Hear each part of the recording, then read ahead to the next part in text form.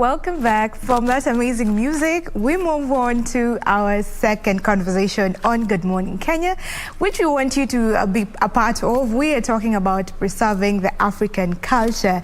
And you can tell us some of the African culture that you love and you'd want us to, keep on to preserve, So talk to us. The hashtag is Good Morning Kenya at KBC Channel 1. And to help us with this conversation, I am joined by Mr. Technical University of Kenya. Yes, this is Lyon Ochieng. Yes. Have I said it right? Yeah. Okay, so karibu sana, we are glad to have you. Thank you so much, Steph. All right, so we'll talk about preserving the African culture, which is one of the things that you're very passionate about. Yes. But before we get into that, tell us, how does it feel to hold the title, Mr. Technical University of Kenya? Wow. It feels amazing at first because, you feel like you are a king somehow. And when you're walking along the corridors of the university, people are like, hey, Ndole Mr. TUK. So that is me. Okay. And what inspired you to go for the title? You see, ever since I was young, I've never thought that I will ever be a model. Okay. Because in those days, we thought that being successful was just about you being a doctor, being a lawyer, or some other, they say the white collar jobs. Yeah, the white collar jobs. Yeah. So when I joined university, I said that I wanted a new face. Yeah? I wanted to bring something new, to discover something new about myself. And so as such, I confronted myself to go out there and participate in several things. And now, when I was in the university, I saw quite a lot of people dress in different ways. And then mimi nilikuwa that come say, yo, nimetoka Ocha. Then like, nava hivi. So kulikuwa na yo pressure. Now I decided that nitakuwa unique. I'll do my own things in my own style. Now nikaenda Gikomba. And then I bought, I like vintage so much. So nikanua vintage, then the one nikakuja, and then people like, yo, msee, napenda luku yako. Like, Kosafi. Mesema hizi vitu tumenua hapa juzi. So nikitembea pia kwa barabara, wase, nini madonda wako like, hey bro, umeweza. Now I felt like there's need for me now to venture, because if now people start appreciating you the way you are, you feel that urge. Let me go for it. So from there, pia nilikuwa naona the previous misters, wakiwa wana dress fiti sana, and then I'm like, yo, nataka kuwa kwa hii space. So it was about the dressing for you? Yeah, actually I'd say that people are the ones who discovered it in me, because venye nilikuwa tu nikidress, like, unaona size venye uko tu hivi, then msee anakuja tu anaku appreciate. I don't feel there must be something. There must be something. Okay. So, and you said you love vintage a lot, and vintage is, part of our African culture. We can say it's actually universal, but we have our own vintage. Yeah. We can say that. So, what are some of the courses that you have defended since your tenure as Mr. TUK? Okay, as Mr. TUK, what I'd say about what I've defended so much is I've ventured actually on environment perspective. Because now when you're a model and then you're exposed to that part of the world, you'll meet with people, so many people with different ideologies. So let's say tuko pale backstage, we are preparing kwenda kwa runway. So, and then there's 20 of us, and each of us are on a different ideologies. And my ideology is environmental conservation, because I believe that we who live today serve a purpose to protect the environment in order to protect our future generation. Okay, and we'll get back to that. Maybe you'll tell us a bit of what you have done, but let us get back to our topic of today, which is preserving the African culture. So why are you passionate about this particular topic? Talent. I'm passionate about being a model because I feel it is one way that I express myself better. Okay. Generally, I'm usually a very quiet person. I don't talk a lot, and I usually prefer some space in my life.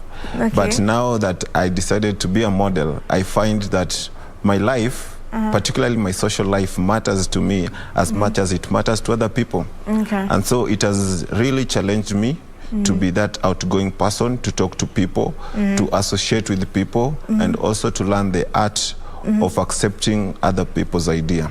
Okay. And back, let me take you back. I was asking about the African culture. Yes. You're passionate about this, right? Yeah. So why? Okay. You see, they usually say that if we, the lions, don't get an opportunity to tell our own stories, then it is going to be the exploit of the hunters that is going to be had, and not the bravery of the lions. Oh, wow. What's So, we are the lions, we Africans. And in most cases, trust you me, that if we bring a journalist from abroad to come and write any story about Africa, or particularly about Kenya, Yeah. his or her first stop will be in the slums. Yeah, okay. His or her first stop will be in Turkana. Yeah. So the urge of us writing our own story and telling it in our own language, yeah, I feel that we need to perfect it. Okay. So that is what drove me to actually be more concerned about the African culture, because I believe if we tell our own stories, there are good things that happen in Kenya. There are good things that happen in Africa. So we need to tell the beautiful stories that we actually have, because we have a lot of those. Yes. And this is actually passed on by telling the story from one generation to another, and that's how we came to know about our culture. So before we get into that, tell us what is the first thing that comes to mind when you hear the African culture? What are we famously known for? Okay, Africa is diverse. Yeah, we have a lot of things, and one thing, when you actually examine the African culture, each and every tribe, you will find there's one thing in common: the oral nature of the culture.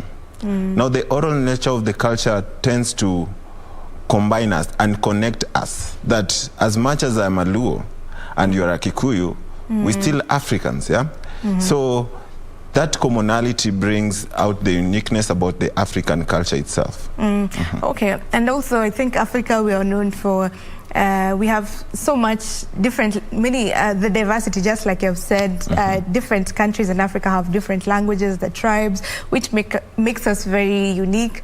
Also, maybe the food. Ukikuja Kenya, what is the first thing, when someone wants to come to Kenya, what would be the first thing that you would want them to eat? Definitely fish. Yani bias.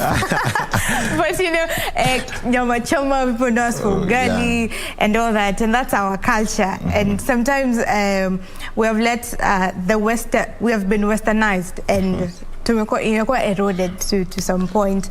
And why do you think this is?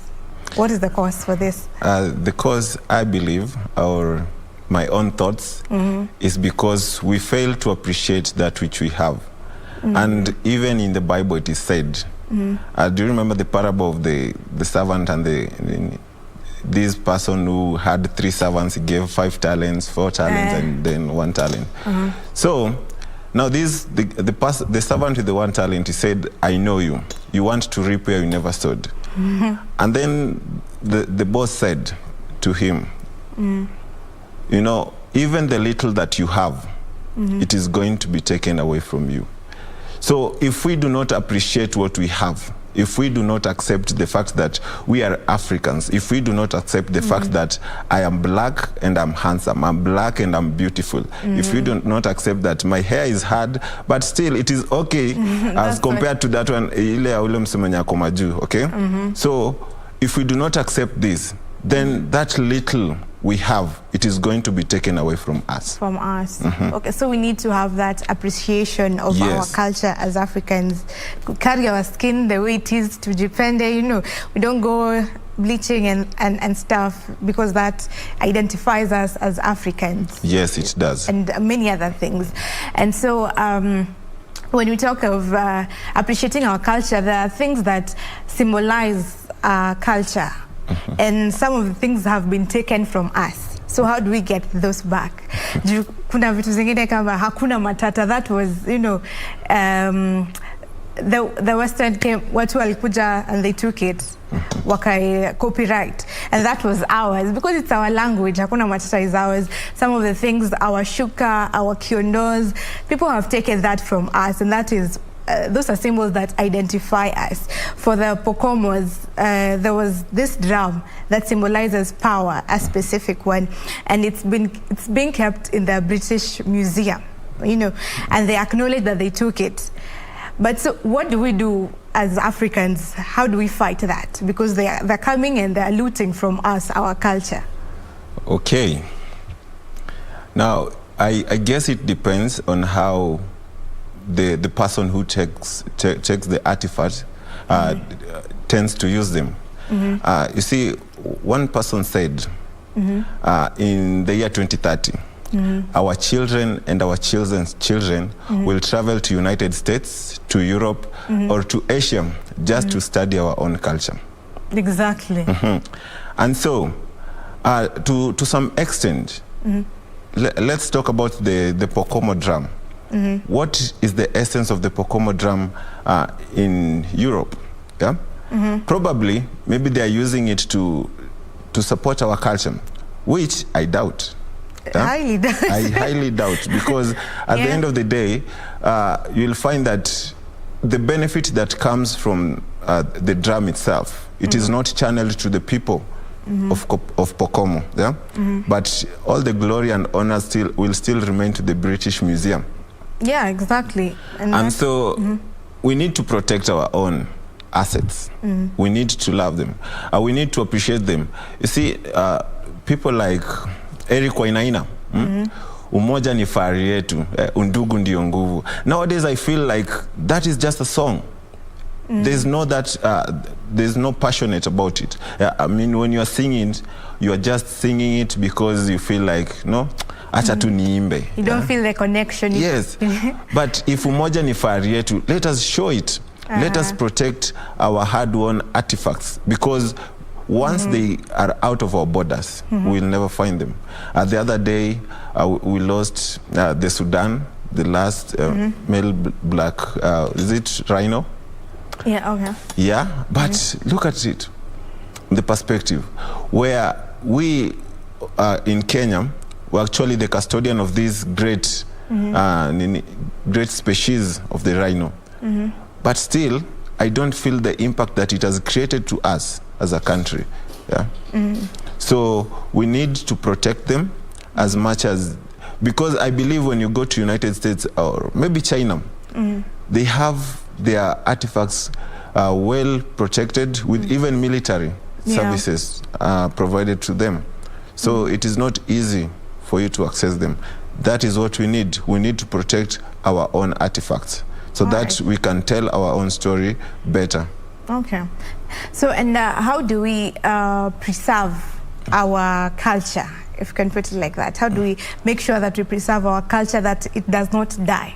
That the children of our children will not get the culture that is there. Will just be all Western. They won't tell a difference between Western and African culture. So how do we preserve it? Okay, there are so many ways we can preserve it. First of all, we need to appreciate the fact that there is diversity in terms of telecommunication and the internet and stuff, because now we can use this as one of the platforms to store our culture. Okay. Another thing is that, you see, I appreciate whatever the universities are doing, the Misters and Miss, and before the Mister and Miss, we have Cultural Week, where we actually practice different cultures of the African community, which is a good thing. And actually, it is an eye-opener to so many people that today, I sit here as a Luo, but tomorrow, when there is a cultural week at the Technical University of Kenya, I'm going to learn more about the Maasai community. Because you have to dress like them, so you need to find out more information about them. And also, I believe that we need to incorporate that as much as there's diversity and people are changing, the times are changing very fast. So we need to incorporate our culture into that other culture that we want. So for instance, for me today, I dressed, this is an official dress, okay? But you can see I have the shanga, which is an identity for us, yeah? Okay. So the little things that we do will go a mile or quite a long time to preserve our culture. Including the music that we do. Yes. We need to sing music that appreciates our culture. Not that any other genre of the music is bad, no, but at least once in a while. We put in our culture, because music is one of the ways where we can preserve our culture, and also in film. Yeah, we teach culture through film and other ways, right? Yes, and also about the film industry.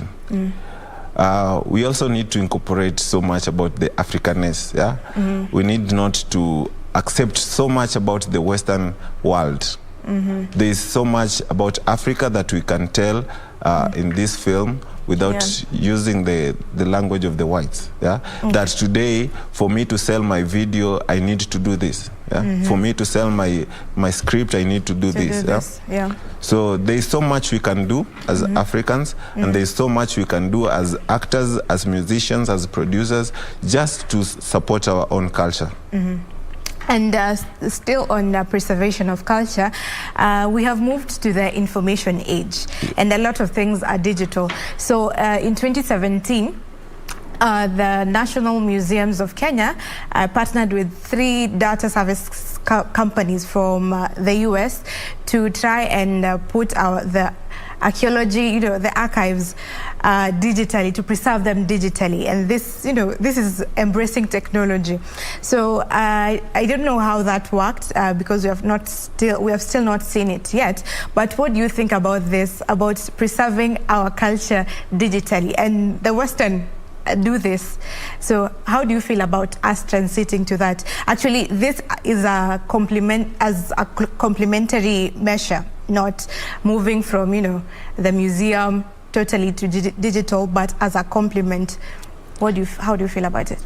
I feel it is a great initiative, personally, because, for instance, let's say that today there's a runway that I need to take, and then one of the categories or one of the dress code is a traditional wear, and through internet, I'm sure I can access the Ghanaian outfit. I can access Egyptian outfit, Nigerian. So I believe that when we share or when we preserve our culture in the internet, it also expands the people, the knowledge, and now the market. To whom are we speaking? Today, I'm sure somebody in Australia will know about the culture of the Giriama people because it is there in the internet. You can easily access it. So that is one of the way of marketing and branding our own culture to the outside world. But we also need to be cautious that whatever we are posting there, whatever we are putting on the wall, is strictly what was there before. Let it not change. Okay. Yeah.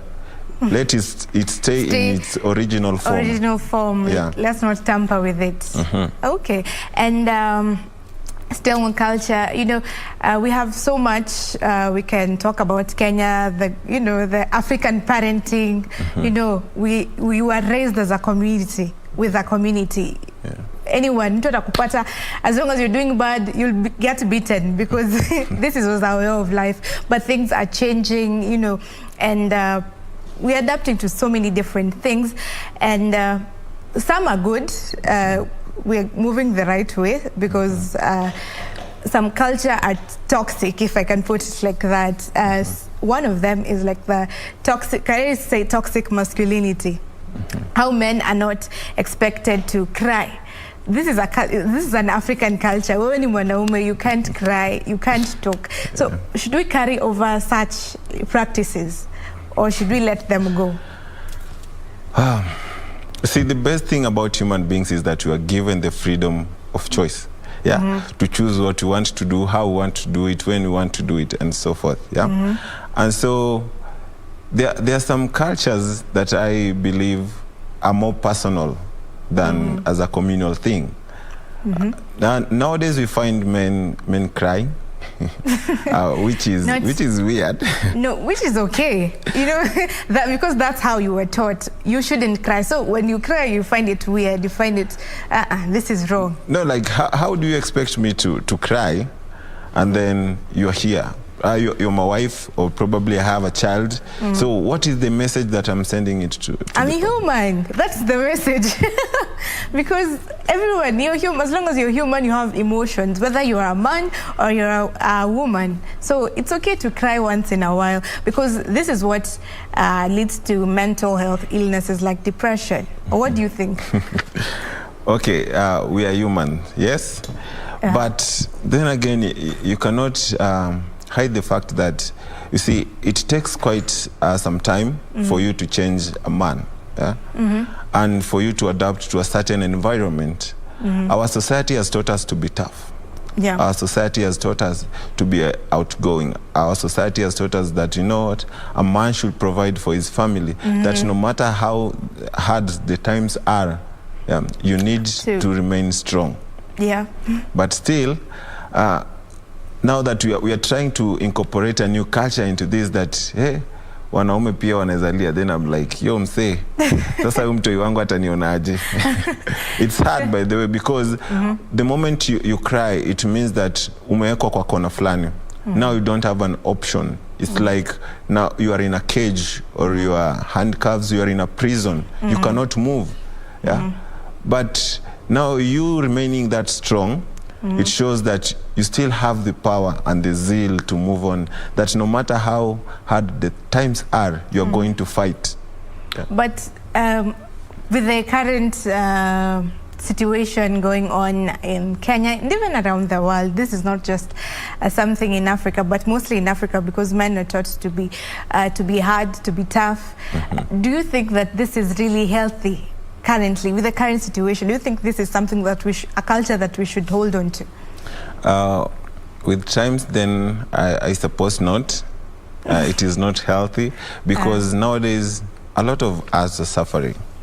We are suffering, but now we don't know who to speak to. That is a problem. Now the first thing is that people are not ready to listen to your story. Okay.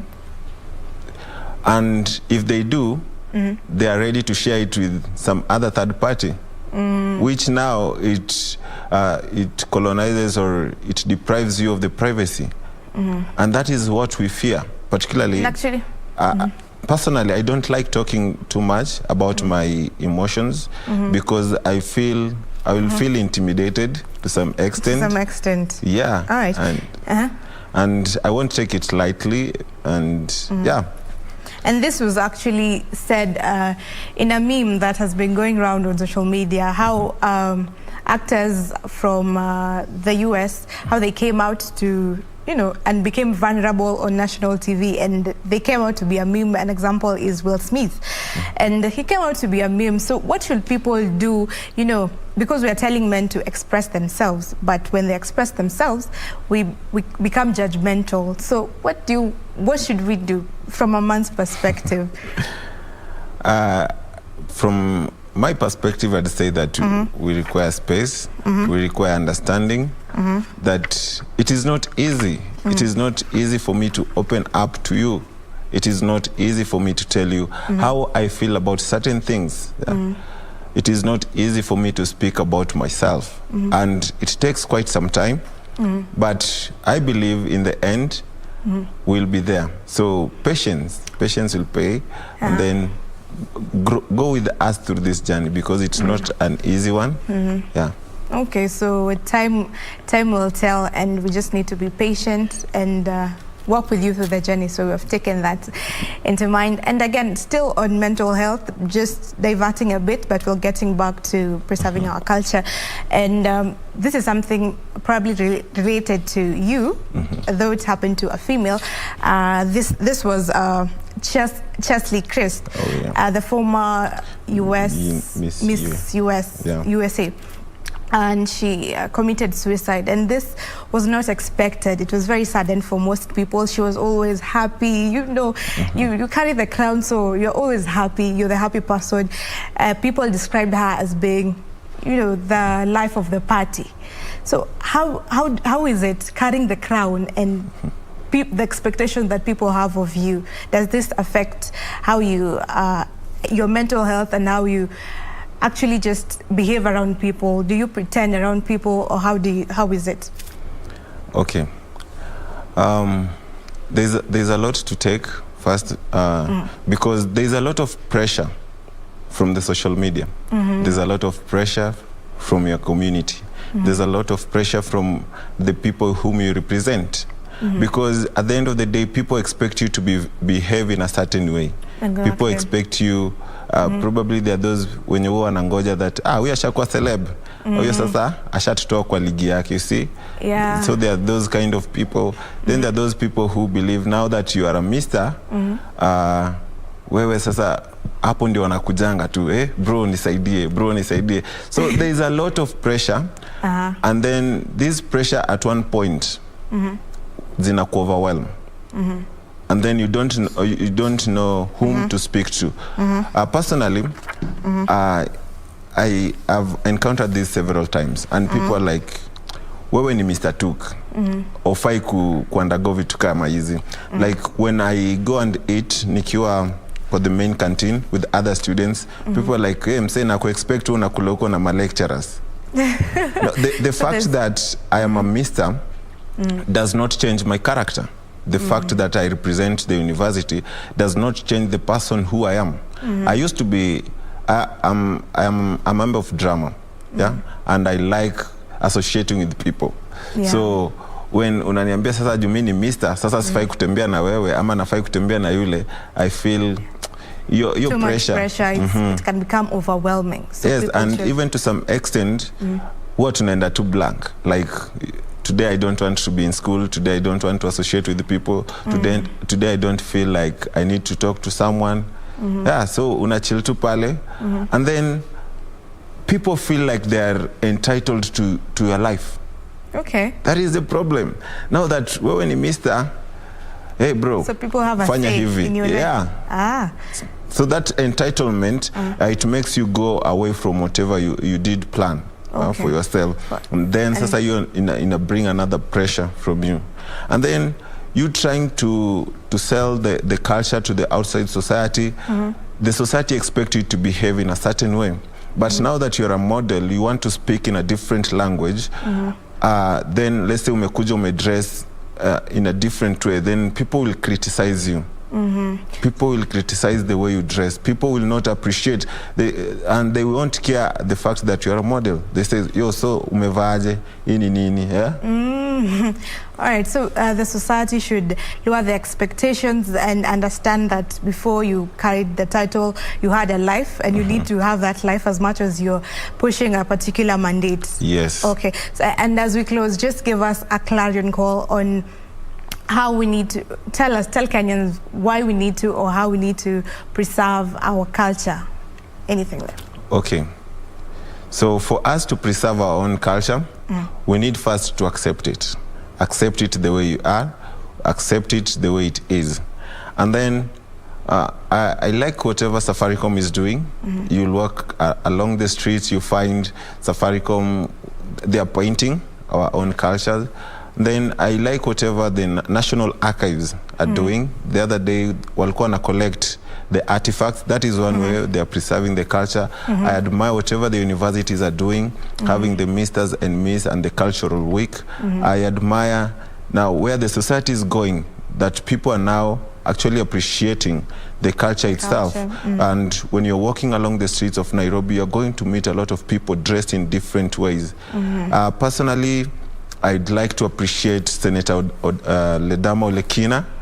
I usually adore him when he goes to the parliament na amevaa the Masai stuff. Yeah, representing. Yeah, actually it is good. And then I wish sometimes we make Kiswahili the official language.